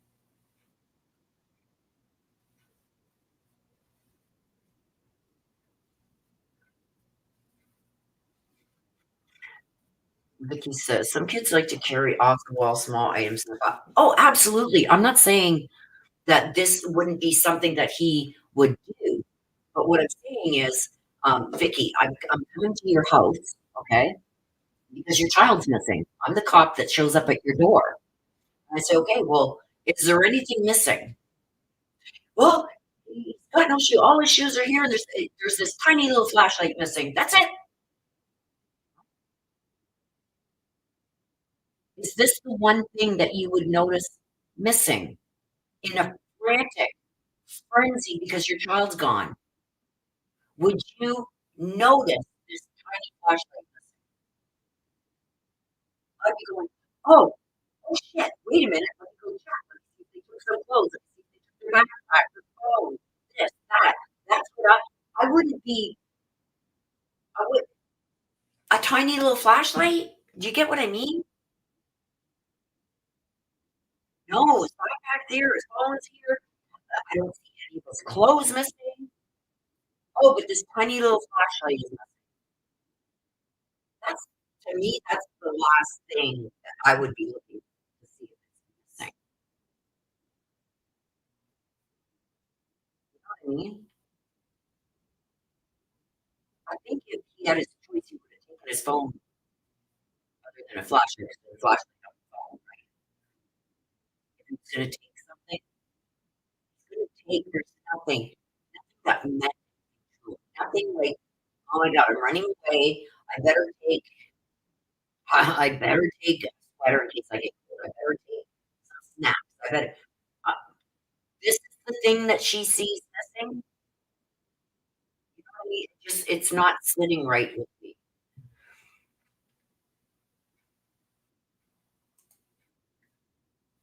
Now, if this would have been CC something say how the heck would someone only notice a flashlight missing? I heard her house was immaculate except for the flashlight. So how did they know he didn't take anything else? Right. They know he took this tiny little flashlight. Um, I don't know. I'm just mind blown. There's something not sitting right.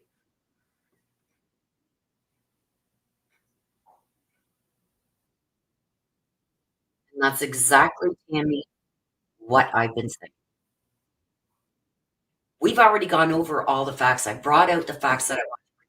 Now I'm just interacting with my subscribers that may have different theories or opinions or whatever, opportunity, or if they ask me how I feel about something, which definitely is not fact, it's my opinion because if I ask, then I'm answering it,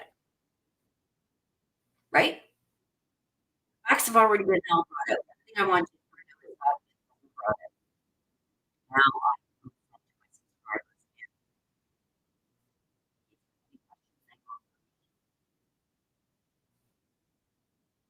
or listening to their theories or their thoughts. That's what you do on the YouTube channel. You give people their say, whether you agree with them or not. My 12-year-old has so many clothes, I never remember every piece to know like tons. In a frenzy, my kid is missing. Cop shows up at my door or any of their clothes. Hell, I don't know. You know, that would be a hard one. Unless it was something like big, like an expensive coat that I bought or expensive Nike shoes or something like that. Oh, these are there because those are his favorite or her favorite. Oh, they're not there.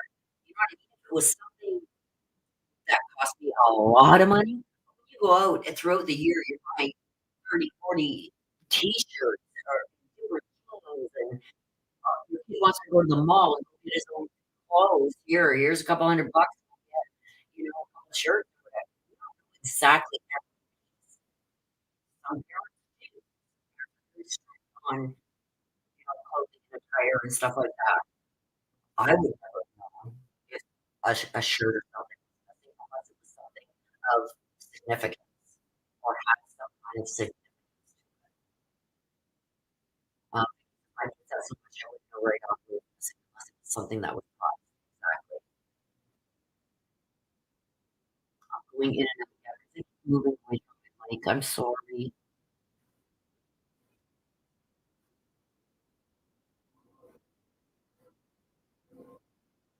Okay, hang on. Let me get rid of some of this stuff. That's could be why that's so much stuff open. Oh,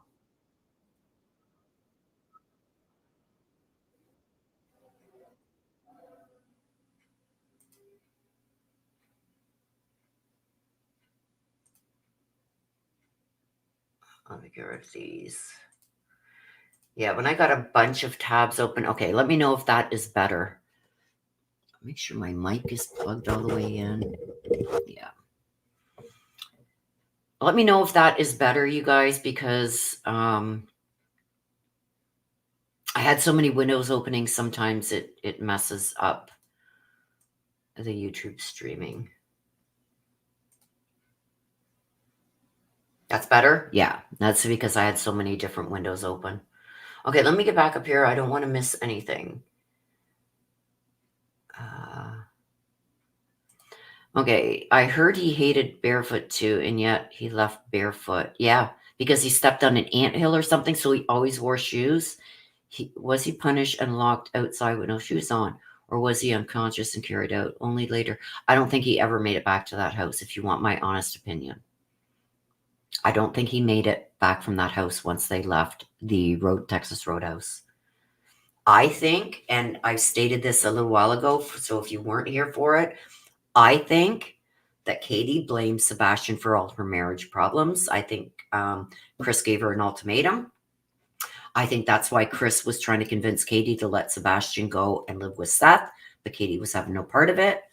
And that was talked about between Seth and Chris. Seth even said, well, Chris was trying to convince Katie to let him come and live with me. So obviously Chris didn't want him there. I think this would explain why he didn't come home the whole month of February until apparently after Sebastian went missing.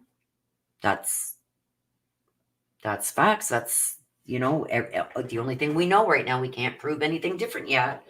I believe that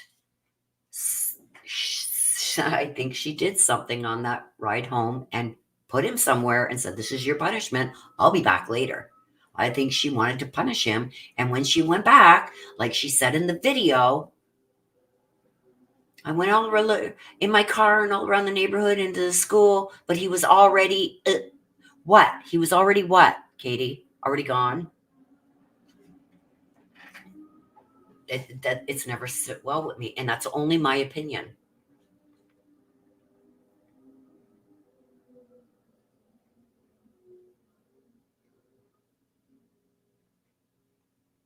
Correct, Amy.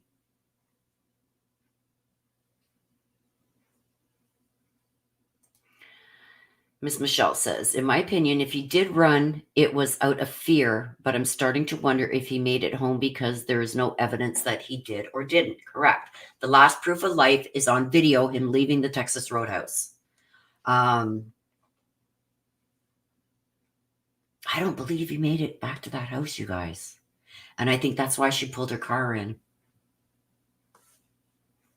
to the garage.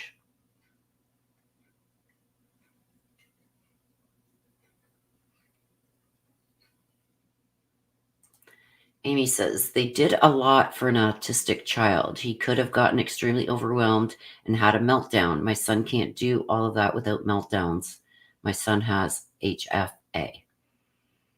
I've heard that being talked about too, Amy, that he could have been overstimulated, could he have started acting out, and something happened. Now, is it that he had a meltdown and she'd had enough and did something? I don't know.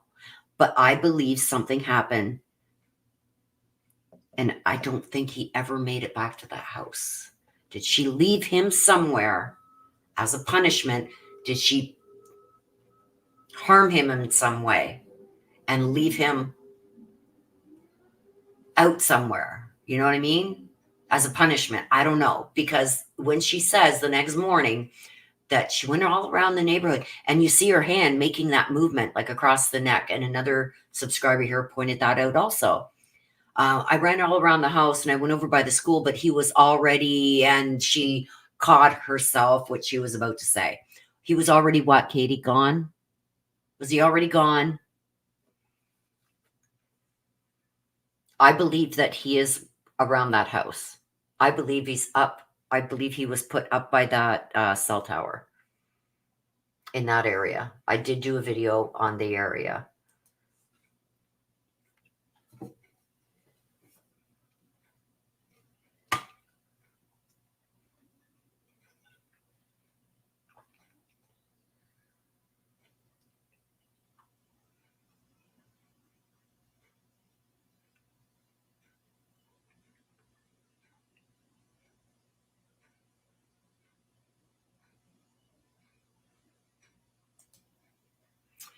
Tammy says there was 17,400 missing children in Ohio. as of May 2024 here in my state. What is going on with the number of missing children here in the United States? Could there be something bigger going on? If you're asking my opinion on that, Tammy, I do believe that there are trafficking rings. I do believe that wholeheartedly.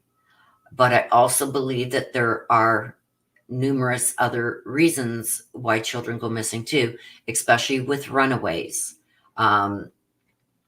90, no, not 90. They did statistics, okay, over several years. I was reading up on this, especially because I'm in Canada. So I was reading about statistics in the US. And on a whole, they were saying 80% of children that have run away is because of some form of abuse, either SUO or physical, one of the two. 80% said that they had either been abused or physically abused. What was the percentage of? 43% of runaways.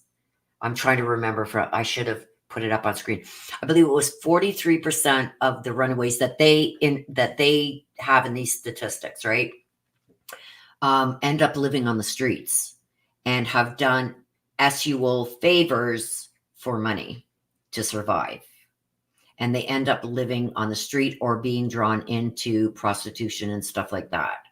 There's so many different things that are going on, especially with children, young adults, I'd say under 18.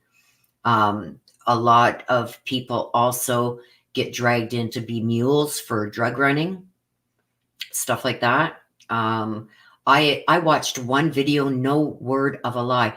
They had this 6-year-old kid so terrified in this one area, and it was in, oh my gosh, where was it? I think it was in New York somewhere, New York State, that this child lived in the neighborhood, and these drug people had this child so scared that they were going to go and do something to his family unless he did certain things. And they used the 6-year-old child to move drugs between drug houses.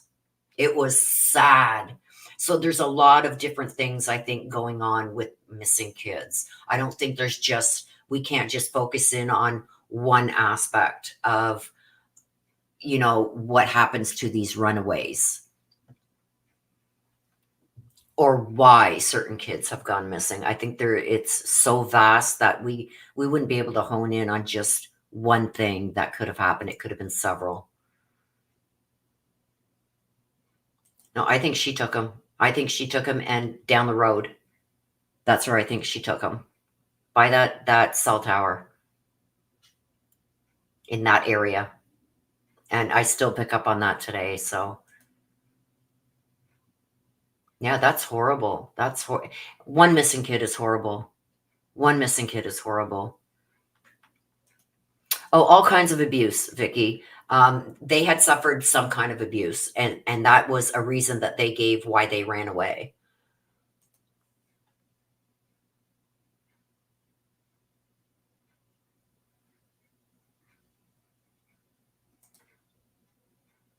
Yeah, it's crazy everywhere though, you guys. It's just covered more often certain places.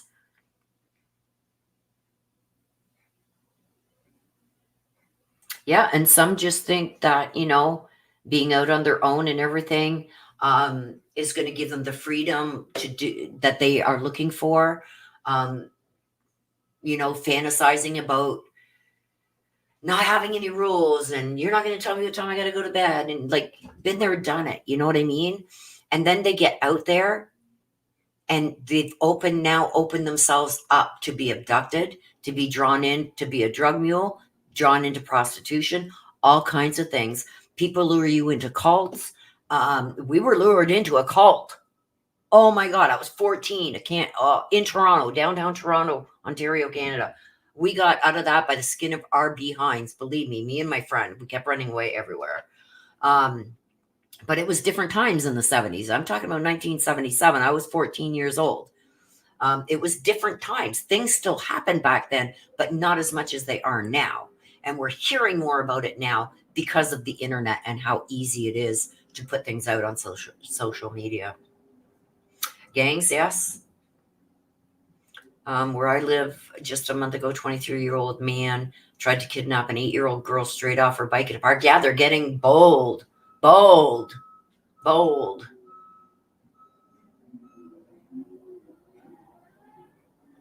Bold. There's monsters everywhere. Even in gated communities. Look at Madeline Soto. That's a gated community. And there's a very high percentage of when kids are assaulted, no matter what form, it's by somebody they know. When a child is taken from their home, and I mean when it's proven they're taken from their home, it's generally by somebody they know. I don't think Sebastian was taken from his home. I don't think he ever made it home.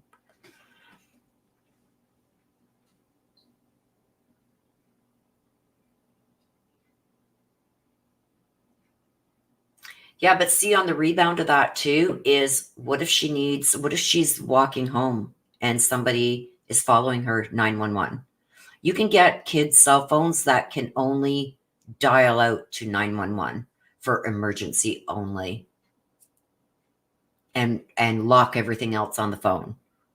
I wish that when my kids were going through high school, that cell phones were, number one, cheaper because they had just really became a thing back then. And they were really expensive because I would have given them one with everything blocked except 911. So they had some way, like say, because I lived in the city of Hamilton, almost 1 million people, and it's a rough city. You got to be rough and tough to live there. I'm telling you. It's worse than some of the bigger cities as of late. But I wish that I could have given my kids access to something, everything blocked except for 911.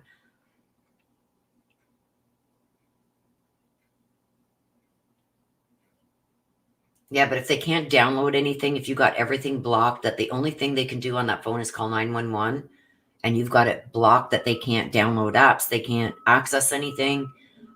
There's no SIM card in it. That's the best way to do it, is not have a SIM card in it, and just block everything.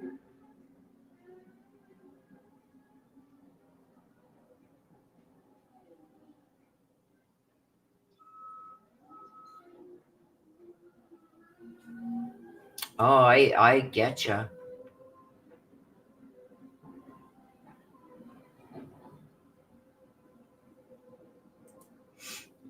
As a grandmother of a missing grandchild, I know firsthand how it feels. Thank goodness that law enforcement did what they do best, and they did return my grandchild home safely by following credible leads. You got lucky. You're one of the lucky ones. Because if you go by statistics, there's more that remain missing than are ever found. So you got lucky.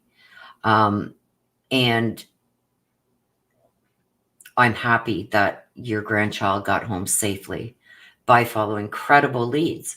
But when something like this happens, if you've had a missing grandchild, we had somebody missing in our family. I went missing, for God's sakes. I went missing. Hundreds of times I took off when I was a child. And I grew up in the system. So since I was 8 or 9. But anyway, but you don't know what's a credible lead until you check out the lead. So whether a lead is far-fetched, seems ridiculous, you got to check every single lead that comes in. Because one of those leads, even though it could be far-fetched or right off the wall, could be the one that leads to the missing person.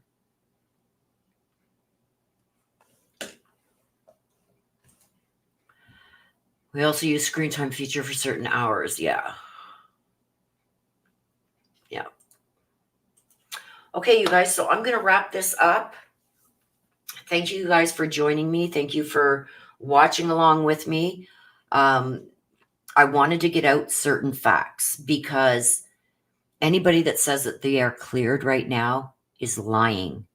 No one has been cleared. Not a teacher, not a neighbor, not Chris, not Katie, not Seth, not grandparents. Nobody has been cleared in this case.